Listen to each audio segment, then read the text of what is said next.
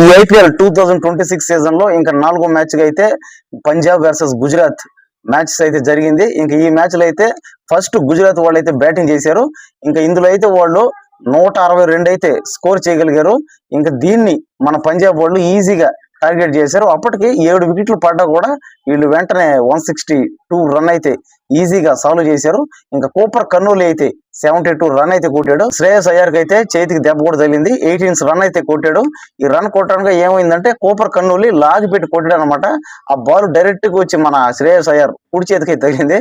ఇంకా పాపం గ్రౌండ్ లో పడిపోయి గిలగిలగలు కొట్టేసుకున్నాడు. ఇంక మ్యాచ్ గురించి చాలా అయితే చెప్పుకోవాలి. ఇంకా ముందుగా గుజరాత్ వర్సెస్ పంజాబ్ ఈ రెండు టీమ్స్ లో ఉన్న వాళ్ళ నేమ్స్ అయితే చెప్తాను. ఒకసారి మీరు కరెక్టా కాదని చెక్ చేసుకోండి. ఫస్ట్ పంజాబ్ టీమ్ లో ఉన్న నేమ్స్ ప్లేయర్స్ లిస్ట్ అయితే చెప్తాను. ఒకసారి చెక్ చేసుకోండి. ఏదైనా రాంగ్ ఉంటే నాకు వెంటనే కామెంట్ చేయండి. Number 1 captain Shreyas Iyer, Prabhsimran, Cooper Connolly, Marcus Stoinis, Glenn Maxwell, Marco Jansen, Shashank Singh, Nehal Wadhera, Harshdeep Singh, Priyansh Arya, Yuzvendra Chahal, Harpreet Brar, Josh Inglis. ఇంకా 12 నెంబర్స్ అయితే అయింది. ఎందుకంటే 11 నెంబర్స్ అయితే పార్టిసిపేట్ చేస్తారు. ఒక ప్లేయర్ అయితే ఎక్స్ట్రా ఉంటారు. ఒకరు కాదు, ఒక 3-4 ప్లేయర్స్ అయితే ఎక్స్ట్రా ఉంటారు. ఎందుకంటే ఏదైనా టైంలో ఏదైనా దెబ్బలు తగిలినా ఏమన్నా జరిగినా కూడా వెంటనే ఎక్స్ట్రా ప్లేయర్స్ వచ్చి యాడ్ అయిపోతారు. ఇంకా నెక్స్ట్ ఈ గుజరాత్ టీమ్ లో ఉన్న ప్లేయర్స్ నేమ్స్ అయితే చెప్తాను. నేను చెప్పేది కరెక్టా కాదనేది మీరు చెక్ చేయండి. ఏదైనా రాంగ్ ఉంటే నాకు వెంటనే కామెంట్ చేయండి. ఎందుకంటే నాకు తెలుస్తుంది కాబట్టి. ఇంకా first Shubman Gill captain, Sai Sudharsan, Buttler, Jason Holder, Tom Banton, Mohammed Siraj, Ashok Sharma, Rabada, Shahrukh Khan, Prasidh Khan, Rahul Tewatia. ఇంకా ఈ 11 ప్లేయర్స్ అయితే నేమ్స్ అయితే చెప్పాను. వీళ్ళలో ఎవరైనా ఏదైనా నేమ్ మిస్ అయి ఉంటే నాకు వెంటనే కామెంట్ చేయండి. ఎందుకంటే అక్కడ 11 ప్లేయర్స్ ఆడతారు.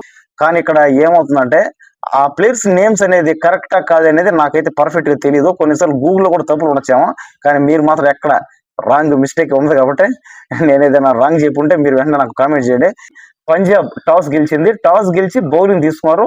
ఇంకా గుజరాత్ వాళ్ళు 162 రన్స్ అయితే కొట్టారు. చూడండి, చాలా తక్కువ ఇది. ఎందుకంటే మొన్న మన సన్ రైజ్ ఆడితే మన వాళ్ళు కూడా 200 రన్ అయితే స్కోర్ చేశారు. తర్వాత 200 రన్ ఎవరు స్కోర్ చేయలేదు ఈ మధ్యలో. ఇంకా శుభ్మన్ గిల్ అయితే హాఫ్ సెంచరీ కూడా చేయలేదు. 39 రన్స్ కొట్టి అవుట్ అయిపోయాడు. ఇంకా జాస్ బట్లర్ కానీ, ఇంకా జోన్సన్ కానీ, ఇంక వీళ్ళందరూ పెద్దగా ఏం ఆడలేదు అనమాట. అందుకని స్కోర్ చాలా తక్కువ అయిపోయింది. పంజాబ్ వాళ్ళు అయితే బ్యాటింగ్ స్టార్ట్ చేశారు. స్టార్ట్ చేయగానే మొదట్లో ప్రియాంష్ ఆర్య, ప్రభ్ సిమ్రాన్ వికెట్లు పడ్డా కూడా నెక్స్ట్ శ్రేయస్ అయ్యర్, కూపర్ కర్నూలి ఇంకా వీళ్ళిద్దరు అయితే చేజింగ్ చేసుకుంటూ వెళ్ళారు.